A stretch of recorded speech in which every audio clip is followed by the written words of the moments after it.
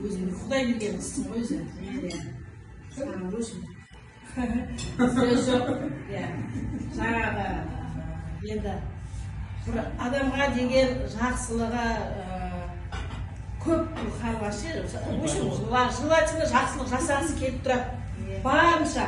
Қолда жоқ болсын, бар болсын, бірақ барынша жақсылық жасап, бір нәрсені бастады ма, аяқтағанға дейін. Давите деді ғой, короче, от души.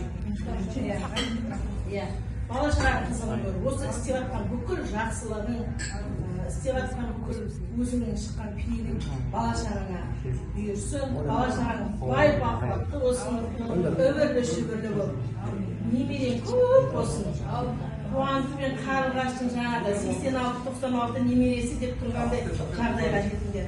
Ортадағы апам аман болсын, өстіп сен өзің қанатын қалмай, өстіп жүре бер. Көкең арқасы ғой. Көкең қолдамаса, әйел адам шыңға шықпайды еш уақытта. Азамат қолдамаса, әйел шықпайды, өліп қал шықпайды.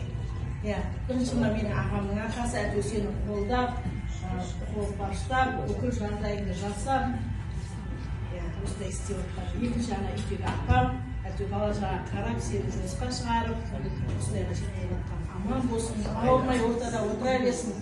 Өз балдарың болғаны немерені барсың енді қазір әйтеуір. Үйде қара ғой, отқан әйтеуір. Аман болыңдар, сіздер де аман болыңыздар. Осындайға жете берейік. Қарлығаштың 50-і, 60-ын жаса, 70-80. Таяқтысақ 100 жасына келіп тұрайық та бәрі секілдер. Соңызбай нәсіп етсін Алла. Осы ай періштелердің ашық несі дейді ғой.